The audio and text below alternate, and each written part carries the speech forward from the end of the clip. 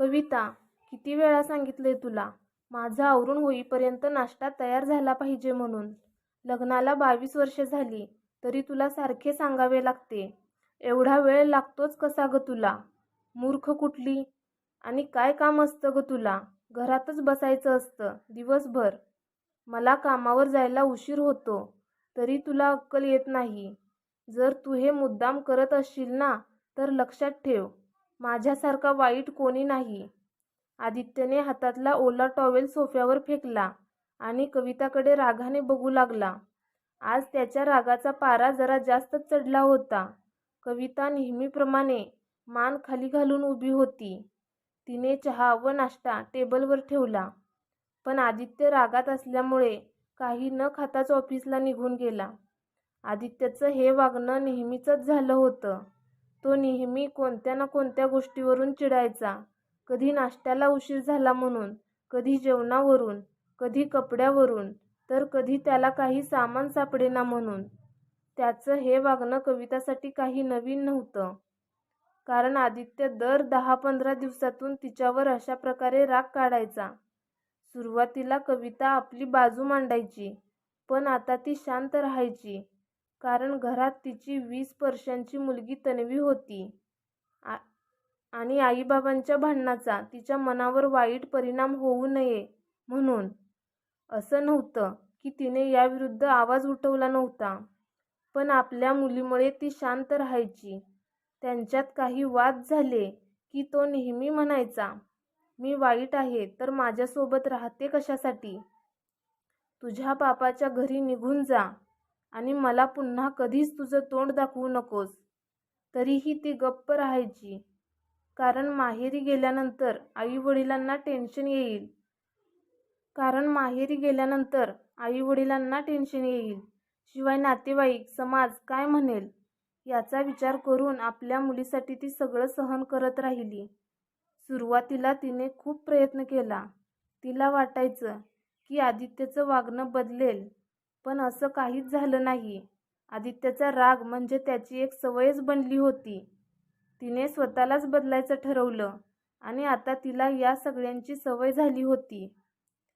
तिला आता तिच्या मुलीची काळजी होती. तिचं कॉलेजचं शेवटचं वर्ष होतं आणि तिच्यासाठी स्थळं येऊ लागली होती. पण ती लग्नासाठी तयार नव्हती. तिला शिकून पुढे नोकरी करायची होती. काही महिन्यानंतर तिच्यासाठी एक खूप चांगलं स्थळ आलं. मुलगा खूप शिकलेला, चांगल्या नोकरीवर होता. शिवाय घरचं सगळं चांगलं होतं. नातेवाईकांनी सुद्धा त्या मुलाचं खूप कौतुक केलं. पण तन्वी लग्नासाठी तयार नव्हती. तेव्हा आदित्य तन्वीला म्हणाला, तन्वी बाळा, हे स्थळ खूप चांगलं आहे. मुलगा खूप शिकलेला, चांगली नोकरी, घरचं सगळं छान आहे. तुला लग्नानंतर काहीच कमी पडणार नाही. तू आयुष्यभर सुखात राहशील.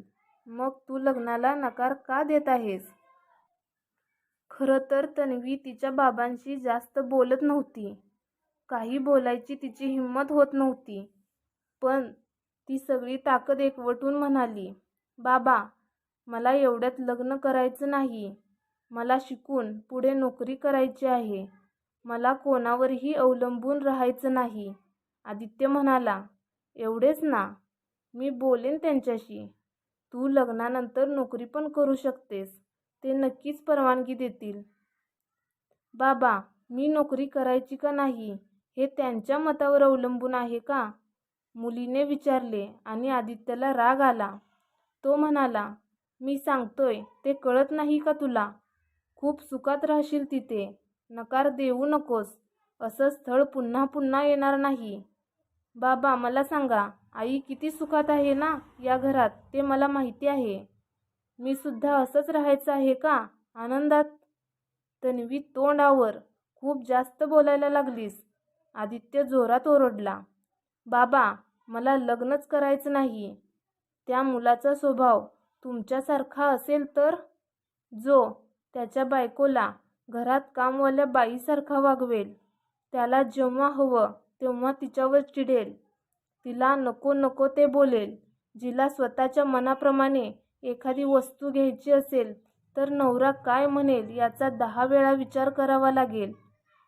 माझ्या आयुष्याचे सगळे निर्णय तो घेईल आणि छोट्या छोट्या गोष्टीवरून मला माहेरी जा बोलेल. बाबा, मी लहानपणापासून बघत आली आहे, तुम्ही आईशी असंच वागता. कधी प्रेमाचे 2 शब्द नाहीत, पण त्रास मात्र खूप दिला आहे. सगळीकडे स्वतःची मर्जी, जेवण बनवायचं तेही तुमच्याच आवडीचं. तिच्या आयुष्याचे सगळे निर्णय तेही तुम्हीच घ्यायचे. आईला ह्या घरात कशाचंही स्वातंत्र्य नाही आणि तिने काही बोलण्याचा प्रयत्न केला की तुम्ही आजही तिला तुझ्या माहेरी जा असं बोलून मोकळं होता. कधी तिच्या मनाचा जरा तरी विचार केलाय का? तिने खूप प्रयत्न केलेत, पण तुम्ही तुमचा स्वभाव बदलला नाही. बाबा, मला आईसारखं आयुष्य जगायचं नाही आणि म्हणूनच मला स्वतःच्या पायावर उभं राहायचं आहे.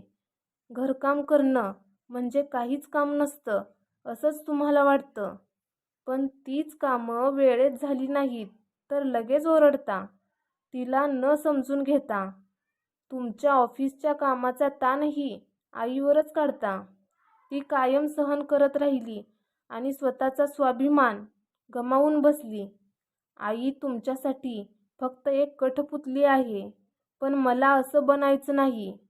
तन्वी आज पहिल्यांदाच तिच्या वडिलांशी एवढं सगळं बोलली होती.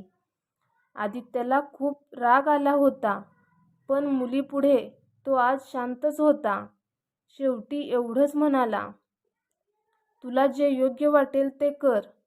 मी तर वाईट आहे ना? मुलीने तिच्या बाबांचा हात हातात घेतला आणि म्हणाली, बाबा, तुम्ही रोजच असं वागता. तुम्हाला ऐकून कदाचित वाईट वाटेल, परंतु तुम्ही आईसोबत खूप वाईट वागता. तुम्ही फक्त एकदाही आईच्या मनाचा विचार केला नाही. फक्त एका गोष्टीचे उत्तर द्या, तुम्हाला तुमचा जावई असा पाहिजे का, जो नाश्त्याला थोडा उशीर झाला की ओरडेल, चपाती भाकरी थोडी जाड झाली की ओरडेल, गरम पोहे 1 मिनिट उशिरा आणल्यावर न खाताच निघून जाईल, स्वतःचे वॉलेट न मिळाल्यावर सगळं घर डोक्यावर घेईल? सांगा बाबा. तिचं हे बोलणं कविताच्या कानावर पडत होतं. आदित्य काहीच न बोलता तिथून निघून गेला, कारण आज त्याला स्वतःचीच लाज वाटली. त्याला त्याच्या मुलीसमोर उभं राहायची सुद्धा लाज वाटू लागली. आदित्यने स्वतःला बदलायचं ठरवलं आणि तन्वीला म्हणाला, तू नोकरी कर, स्वतःच्या पायावर उभी राहा, स्वतःचं अस्तित्व निर्माण कर आणि नंतर तुला जो योग्य वाटेल त्या मुलाशी लग्न कर. हे पाहून कविता खूप खुश झाली. आज तिला आदित्यच्या स्वभावातील बदल जाणवत होता, पण तिला या गोष्टीचे वाईट वाटले की ती सुद्धा तिच्या मुलीप्रमाणे स्वतःसाठी आवाज उठवू शकली असती, पण तिने तसं काहीच केलं नाही. तन्वी पुढे शिकून नोकरी करू लागली. नंतर तिचं लग्न ठरलं आणि लग्नानंतर तिची पाठवणी करताना आदित्य म्हणाला, तन्वी बाळा, तुझ्या आयुष्याचा जोडीदार तुझ्या बाबासारखा नाही, तू त्याच्यासोबत आनंदी राहशील. हे ऐकून तिच्या डोळ्यात पाणी आले. मित्रांनो, लग्नापूर्वी मुलींना खूप बंधनात ठेवलं जातं. तू परक्याचं धन आहेस हेच सतत सांगितलं जातं. घरी यायला जरा उशीर झाला की तिला मार खावा लागतो. तिने कोणाकडे पाहिले किंवा मोबाईलवरून कोणाशी बोलताना दिसली की तिच्यावर संशय घेतला जातो. तिने मुलांशी मैत्री करू नये आणि उलट उत्तर न देता घरचे जसं सांगतील तसंच वागावं. तिला आयुष्यात काय करायचं आहे याचा कोणीच विचार करत नाही. तिच्या आयुष्याचे सगळे निर्णय स्वतःच घेऊन मोकळे होतात. परंतु लग्न करून ती जेव्हा सासरी येते आणि तिच्या नशिबात आदित्यसारखा नवरा असेल तर तिने काय करायचे? माहेरचे बोलतात की सासर हेच तुझं घर आहे आणि सासरी नवरा बोलतो की माहेरी निघून जा. शेवटी मग हा प्रश्न कायमच उरतो की स्त्रीचं खरं घर कोणतं? मित्रांनो, हेच खरं आहे. तुम्हाला ही कथा कशी वाटली आणि तुम्हाला काय वाटतं हे कमेंट करून नक्की कळवा. तुम्हाला जर ही कथा आवडली असेल तर माझ्या व्हिडिओला लाईक करा आणि जास्तीत जास्त शेअर करा आणि माझ्या यूट्यूब चॅनेलला सबस्क्राईब करायला विसरू नका. धन्यवाद.